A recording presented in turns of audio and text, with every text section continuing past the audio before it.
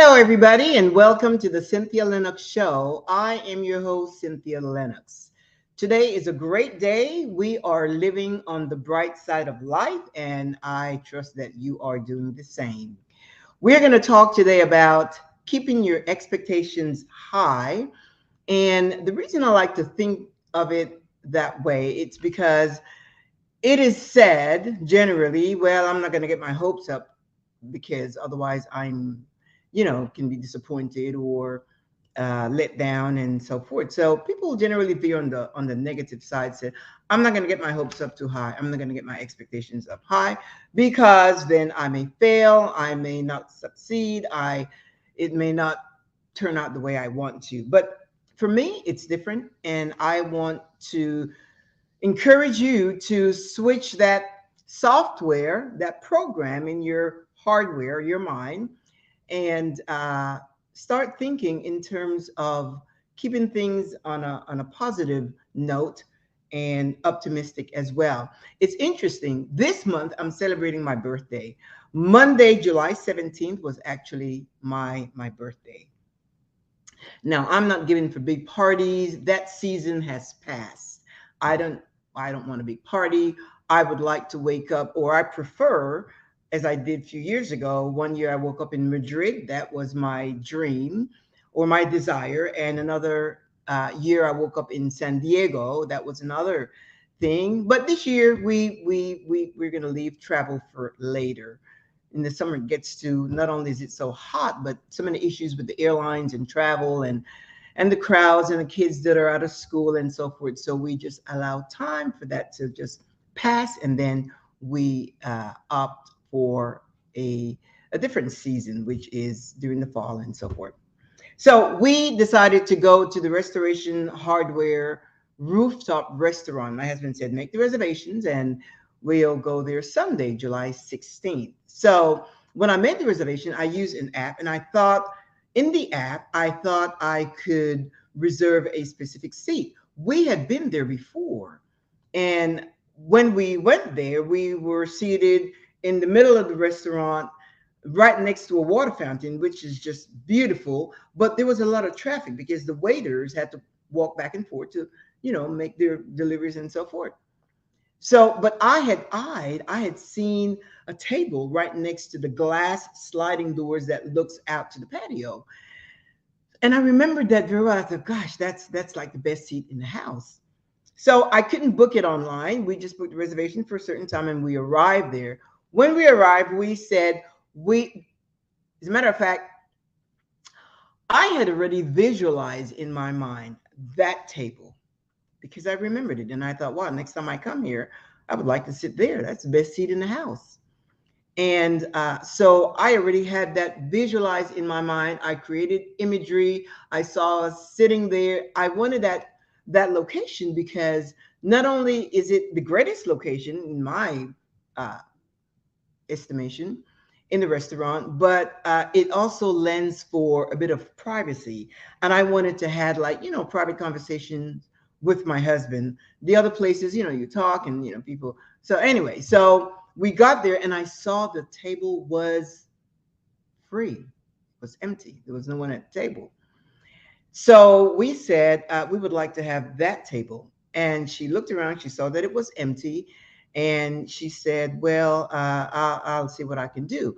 Now, I was a little put off by that, but I didn't say anything else because on this side, the left side, there was a beautiful bar with chandeliers, and there were some people sitting at the bar. And I thought perhaps there could have been someone waiting for that table. I wasn't sure if it was needed cleaning up or whatever, readying. So we went out to the patio, took some pictures, and we just spent about 5 minutes there until we got a text. And the text said, your table is ready. We got in, she escorted us to that table. And I thought, great. Why? Because my expectations about something as simple as that, just, wanting the best seat in the house, the best window seat in the house. And I set my expectations high because, well, I really set it for what I really wanted. She sat us at the table, and we, of course, ordered a glass of wine. That's our signature experience when we go out, or just when we dine. We like to have a glass of wine. Ordered a glass of wine, and we ordered a meal and so forth. And it was it was magnificent. It was a great experience just sitting there. I wanted to share with my husband how he has enriched my life and how I am so happy to share my life with him.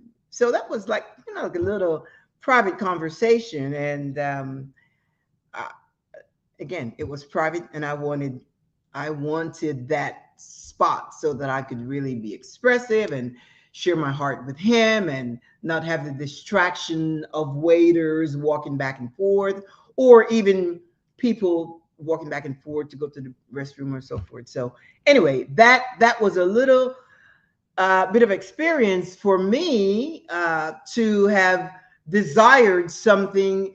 It may appear to be insignificant, but for me, it was significant because I wanted that spot where I could have my husband's full attention and not have the distraction of traffic in throughout the throughout the restaurant.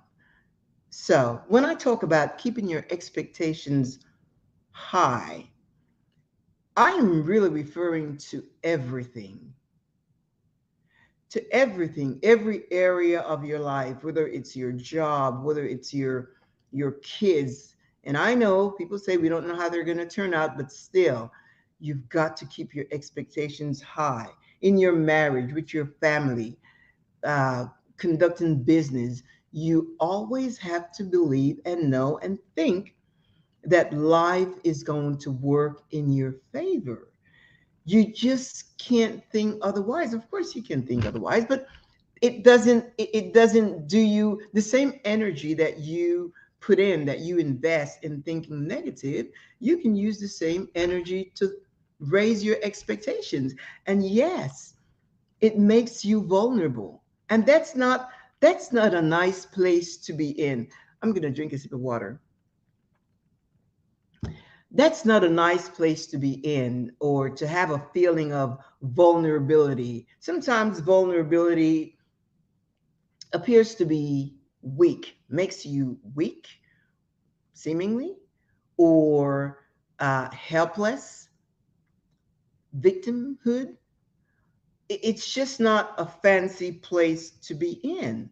But when you keep your expectations high, you're going to have to be prepared for those moments, for those experiences, and they do come. But when you have a goal, when you have a dream, when you have uh, things that you desire, things that you want to do, you have got to understand that that's part of the experience. Are you prepared to go with that flow? Are you prepared to be disappointed? Are you prepared to be let down? What are you prepared to go through in order to get what you want? First, you have to know that you deserve what you want.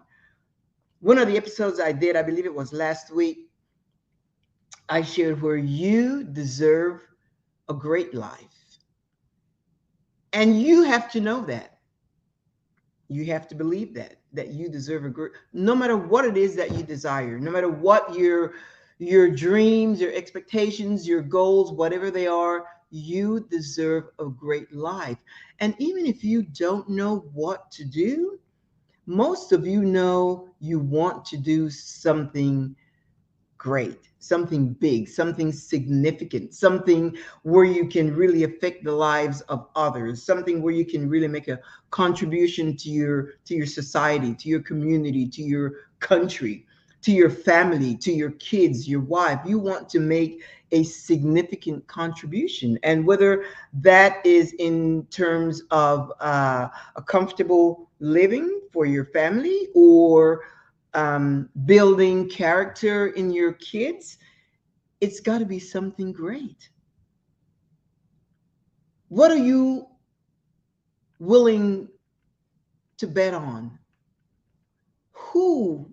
are you willing to bet on? Are you willing to bet on yourself to meet those goals? Are you willing to bet on yourself?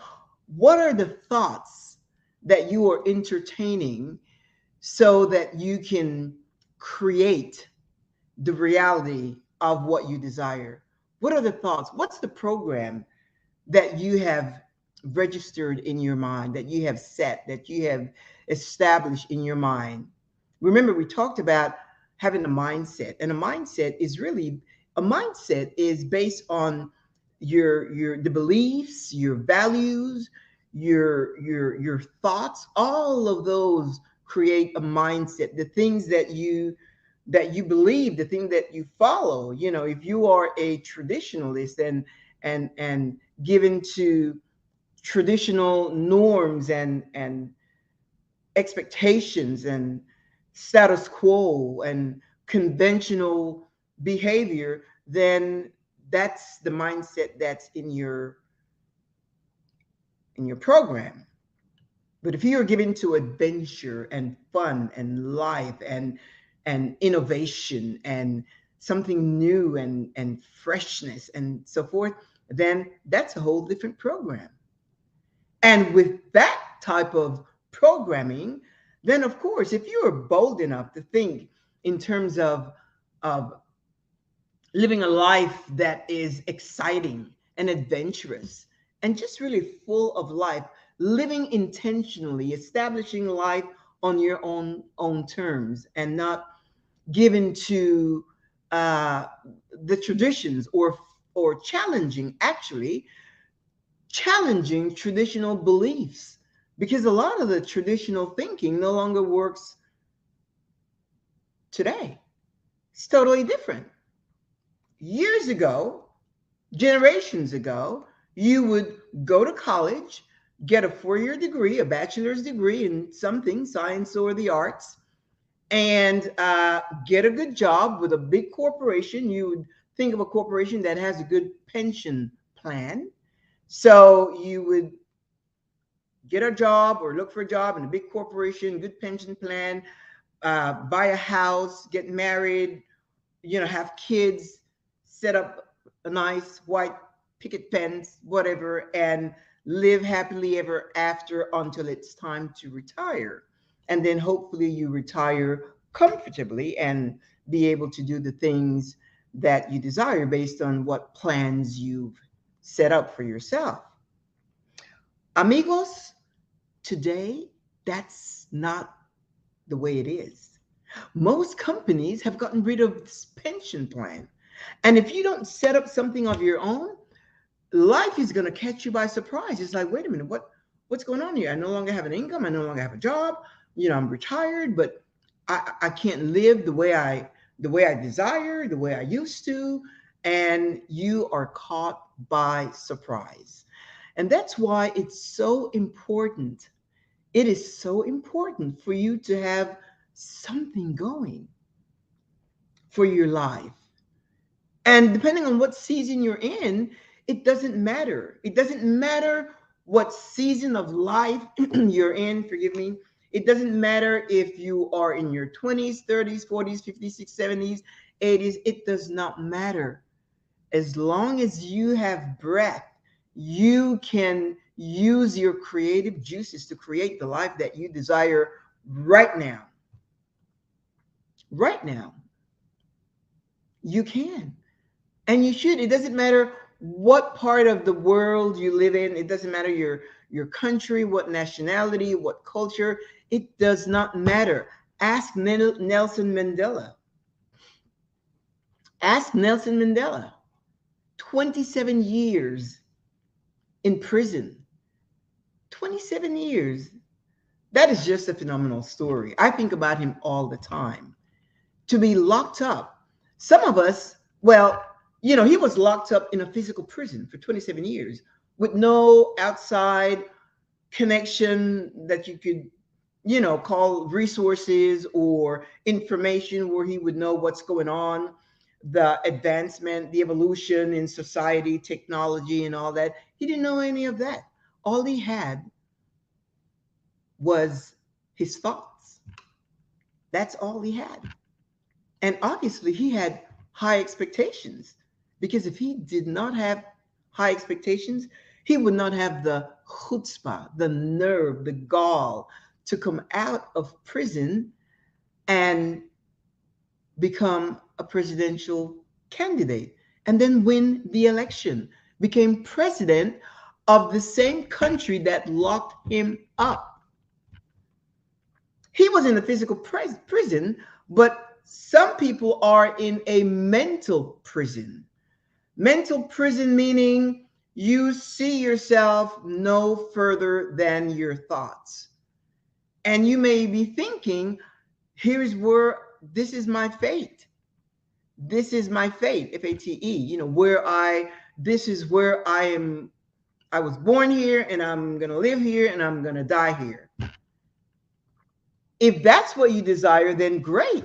But if it's not your plan, if you've got that thing on the inside that's churning, that wants out your creative juices, because you are a magnificent creative being, whether you acknowledge it or not, whether you are aware of it or not, you have the power to create. And once you know that, you establish a plan. Once you make a decision, this is what I want to do, my friend, it will happen, regardless of what it is.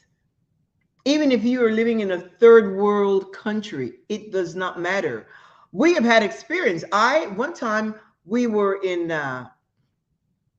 Costa Rica, and I gave a speech about third world countries. Now in Costa Rica, you have to understand, they spend, I believe, something like 95% of their national gross income on education.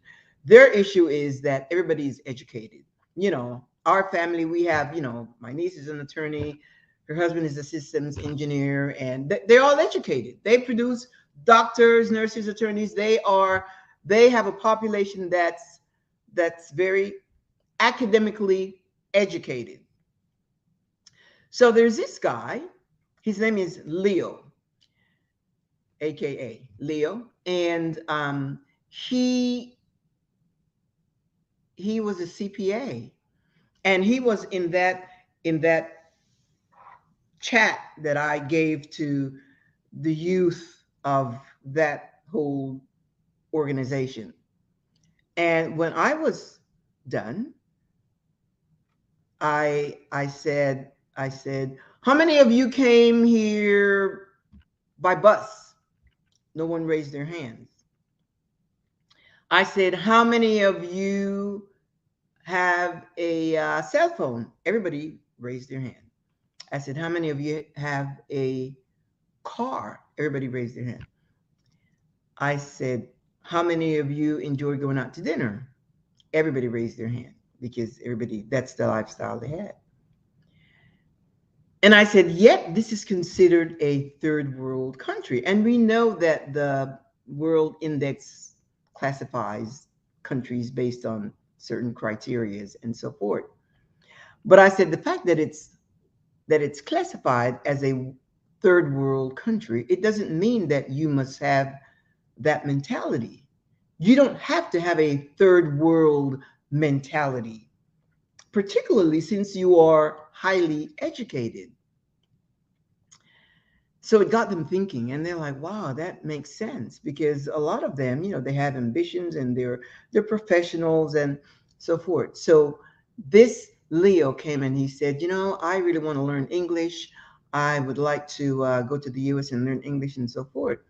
And I said, well, make a plan, make a decision, and make a plan.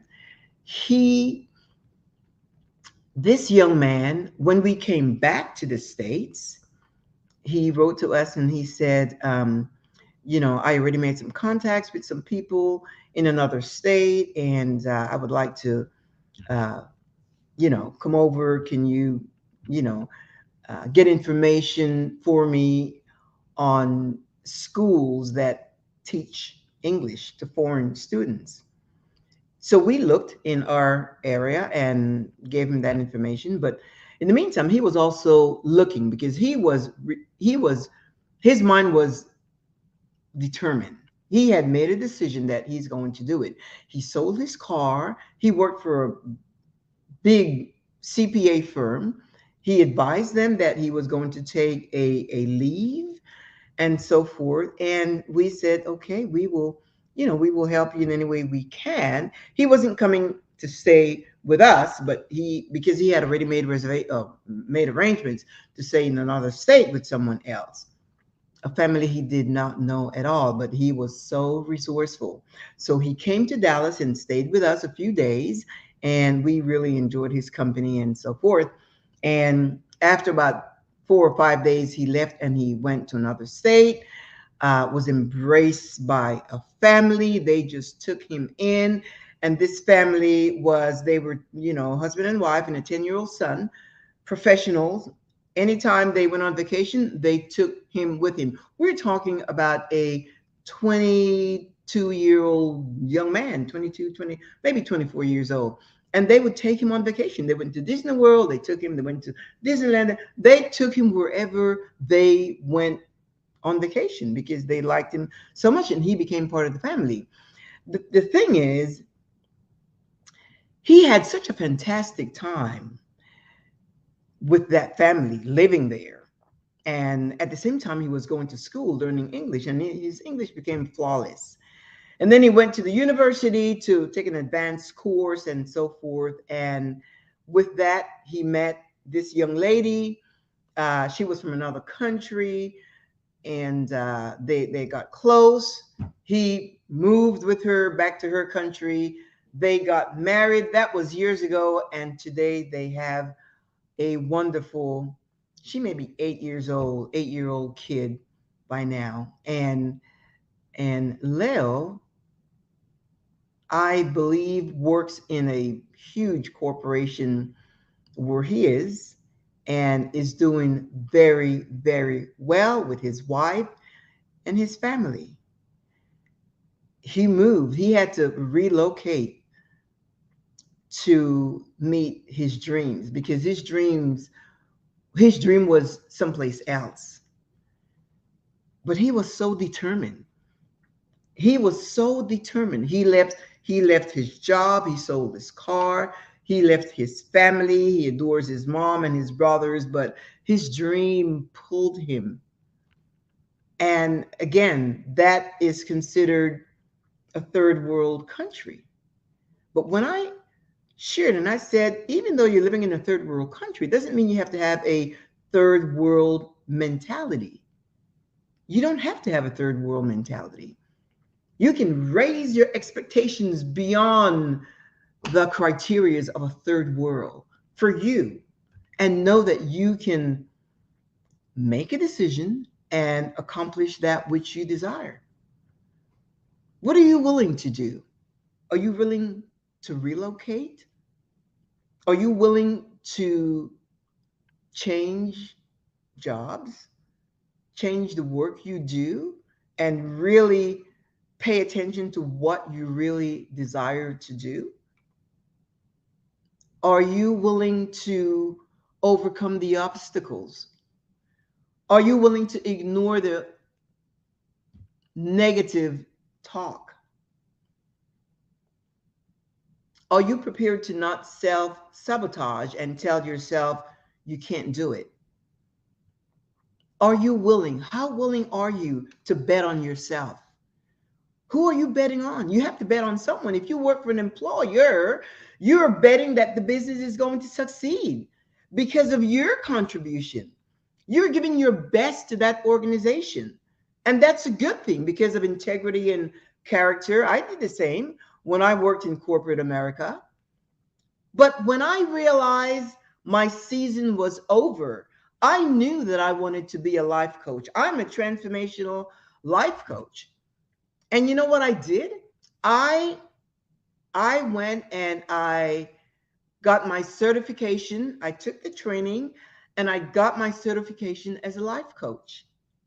I readied myself because I understood the seasons. I think in terms of season, not you've worked there for X amount of years and now it's time to no.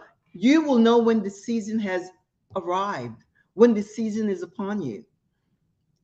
Consider your season. You will know it. You will feel it. You will feel Oh, this no longer fits the same way.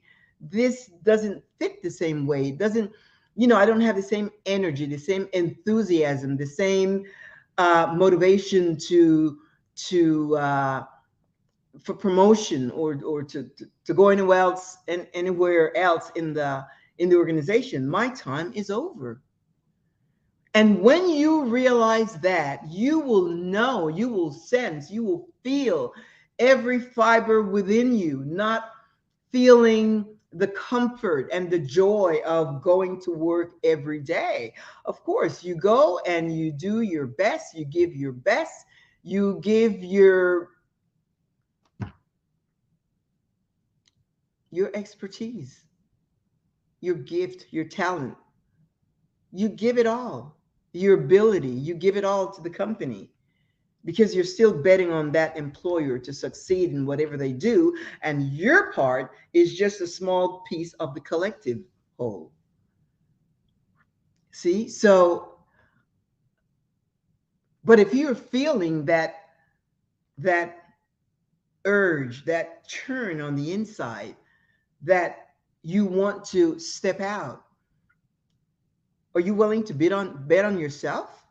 Are you willing to trust your instinct to know that as you set your expectations that you will achieve and accomplish that which you have set your mind to do? Are you willing to bet on yourself? How committed are you to yourself? How committed are you to self improvement, self development, to evolve? How committed are you to yourself? I talk a lot about the self because if you don't know who you are, you cannot give your best to someone else. And, someone may say, oh, you're so full of yourself. Yes, you have discerned correctly. You have to be so full of yourself to overflow so that you will have more than enough to give to others. That's why you don't have to be envious or jealous of someone else or competing with someone else's dream. You don't. When you're busy with what you're doing, guess what? You're busy minding your own business. And yes, be full of yourself. If somebody says that, yes, you need to acknowledge that. I am so full of myself, I am overflowing. Estoy rebosando. That's in Spanish. I am just overflowing. And when I overflow, I can pour generously into others around me. I can pour generously into others around me. Why? Because I'm overflowing, whether it's financially or emotionally or mentally or physically. I can help someone else. I can do that. The other day there was some email of someone needing some help through a type of GoFundMe thing. And oh gosh, I read it and I was so moved by the situation. And that's all I need. If I'm touched, sometimes I'm not, but if I am, then I'm going to do it. So I paused a little bit and I assessed the situation and I wondered, okay, I made a decision. I'm going to give. And then I needed to decide how much did I want to contribute. And in my mind, I thought, okay, we're gonna go big for this situation in this case. And I did. It made me feel so good that I was able to contribute to a cause to help someone else. But it made me feel good. So it's like a thing, when you're able to give to others, it makes you feel good. I felt so good, number one, that I had the resources to contribute. And number two, that I was contributing to help that person. It warmed my heart so much. So, yeah, you need to be full of yourself. You need and acknowledge it. Don't take that as an insult or an offense or criticism or judgment. Maybe judgment to that person that's saying it. But when somebody says that to you, you're so full of yourself. Yeah, absolutely. Fill up to overflow. so that you can pour in generously into the lives of others. That's how it works. But it starts with you. Self-care, taking care of yourself. And for me, it starts in my mind. What are the thoughts do you hold of yourself? What do you think about yourself? What assessment do you have of yourself? What is it like? What how do you see yourself? When you close your eyes and you visualize yourself, what is it that you see? How do you see yourself? Do you see yourself confident, assertive, walking straight, walking with confidence? Or do you see yourself as a victim or living life by default? Que será, será. Whatever will be, will be. No, you don't live life by default. You live life on your own terms. You determine where you want to live, what you want to accomplish, and how you want to make your mark in this world. How many people can you reach with your skills, talents, gifts, expertise, ability? How many people can you be a blessing to? How many people can you touch? Because that's really what life is all about. Right now, sitting here chatting with you, to me, I am reaching you. And it's not about me. It is not about me. It's about what I am sharing with you. It is about the message that I am bringing to you. And that makes me feel so good. You know, when I started this show, this was never my plan. I thought years ago, I thought about a podcast, but that it didn't happen that way. This really just came upon me, you know, from life coaching individuals and so forth. I had a desire to reach more people and I didn't know how. And I thought of a podcast, but that just did not happen. And then this came upon me. An opportunity came where I would have someone to train me specifically for this show, and here I am. And I am so enjoying this. Now, the whole idea of this show is, you know, to get a guest speaker and share different things. That's not what that's not the way it's working out for me. And I'm okay with that. I can go look and get someone every week. First of all, it's designed to be a daily show, but that doesn't work for me. Again, find what works for you, and that's what you do. I don't want a daily show at this time because I have other things that I'm involved in. And I like, you know, I have a social life. I have clients that I chat with that may be across the ocean, another part of the world. So I want to be available 4 days out of 5, weekday, to be able to do the things that I enjoy doing. So I come to you once a week, Thursdays at 2 p.m. Central Time.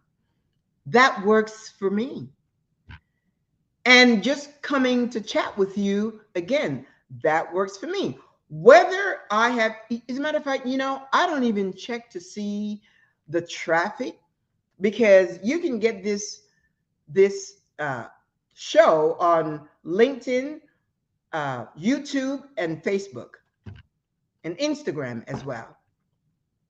Right now, it's not important to me to check the traffic. That's not, I am still working my way, you know, in my comfort zone. I am still working that out, and that's okay. Am I vulnerable? Of course I am. I'm vulnerable to a whole bunch of stuff. People's opinion, perhaps criticism, judgment, whatever, but it doesn't matter. I have to overcome those obstacles.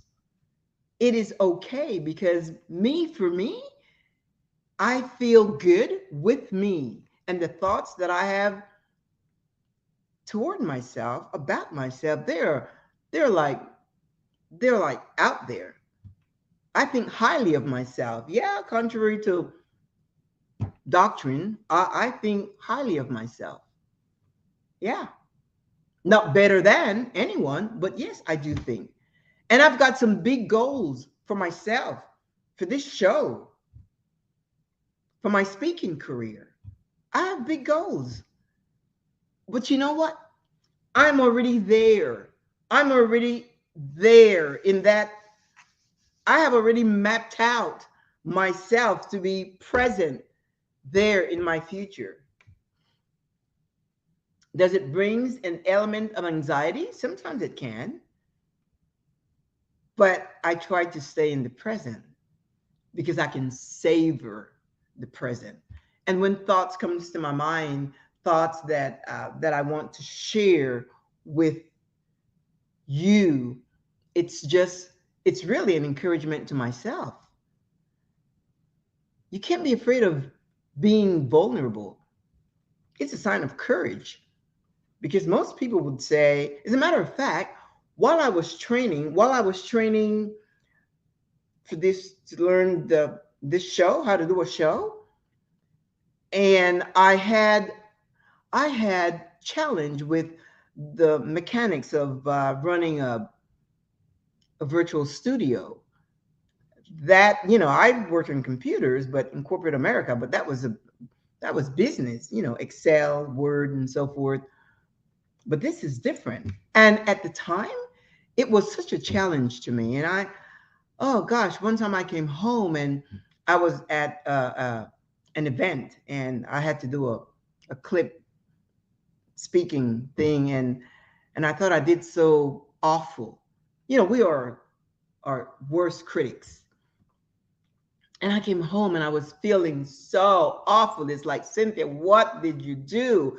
What did you say? You did not prepare, blah, blah, blah. And it was just, I mean, it was just all the words in my, and I thought, and then I'm thinking, and you're doing this show. What are you doing? You invested all this money to learn to do this show. And what do you think you're going to do? And it's not going to work. And for you and blah, blah, blah, blah, blah. So I sat down. I was feeling so vulnerable. I was feeling awful. I was home by myself. My husband was at the office and I was feeling so awful.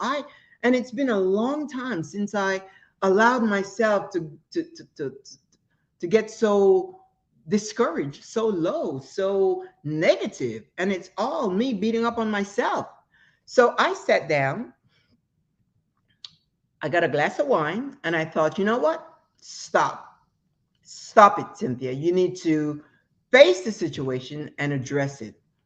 And of all the people that I know, I sat down, I got my iPad, and I began to write this letter to my trainer, the instructor that, because this is somebody that I respect. And for some reason, I just felt she was the person that I needed to share that with, how vulnerable I was feeling. Because I was even thinking, if I had not come this far, no, I really wasn't thinking that. I was thinking, had I not made that kind of investment, because you have to pay up front, in myself, I would have quit.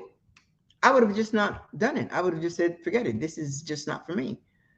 But I couldn't justify quitting because I had already invested in me. And at the time, thinking this was going to be a fantastic journey experience for me. So I wrote this email and it was long and I just shared. And at the time I was, while I was writing, I was tearing. I wasn't sobbing, but I was tearing because I was feeling so bad. And it was like, oh, Cindy's like, what did you do? And blah, blah, blah. And then I remembered my mom. My mom always said, if you want to get something done, give it to Cynthia. If you want to get something accomplished, give it to Cynthia. And then my husband, he always thinks that I can do whatever I set my mind to do. So I held on to those thoughts, those comments that I've heard from them, from people that I value, my mom and my husband. And I got to thinking, yeah, no, Cynthia, you can do this. I had to really talk myself into knowing, not believing. I don't believe in believing anything. I need to know. And once I made the decision that I knew that I could do it, I forged ahead, renqueando, which means hopping, not hopping, but yeah, hopping around, renqueando. you know, I said, yes, you can do it and you will do it. Actually, now that I think of it, I would have been embarrassed to quit.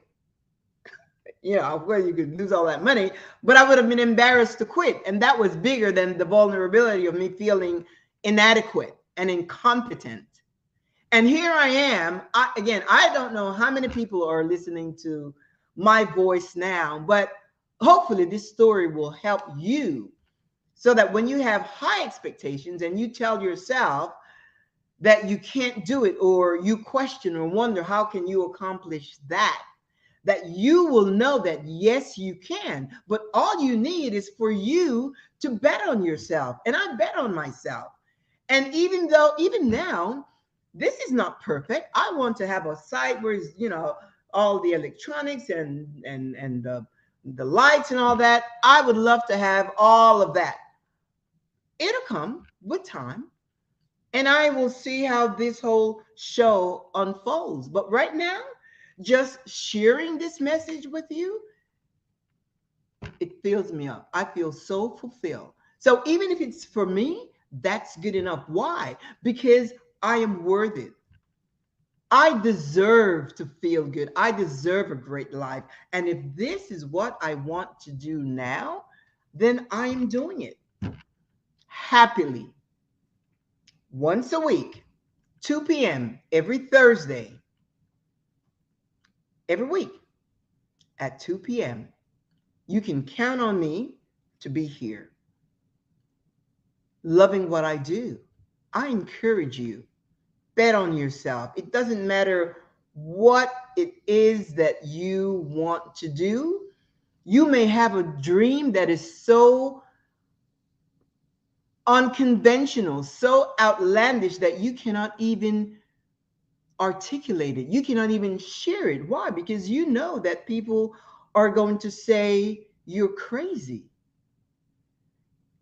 I watched this TikTok. You've probably seen it, of this family that picked up, and I'm assuming they're from America because their English sounds American. And they moved to Bali. That's in the South Pacific, Indonesia. They moved to Bali. I'm like, Bali? If that was my friend and they told me they were going to Bali, I would say Bali. That's where people go on vacation for 2 weeks. Well, not me. 2 weeks is too long in one place for me, but a week. Bali takes about what, 36, 48 hours, at least from where I am, to get to Bali. Bali. And they bought this land, and she shared. We bought the land in front of us as well so that there would be no other construction, so that we could have the view. And they built this 3 bedroom, I think it's 2-story house, cement house, beautiful house, and it's beautifully decorated. And she did a second part. She said, most of you are asking how much it cost us to build this house. And she said it cost us $458,000. And she said the way, and she's just sharing, just as a matter of fact, because that's their new home.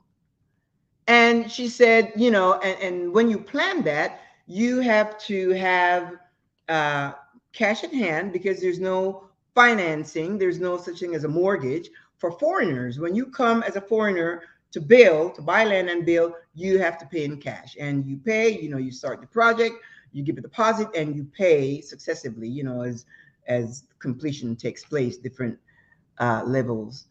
And she shared that.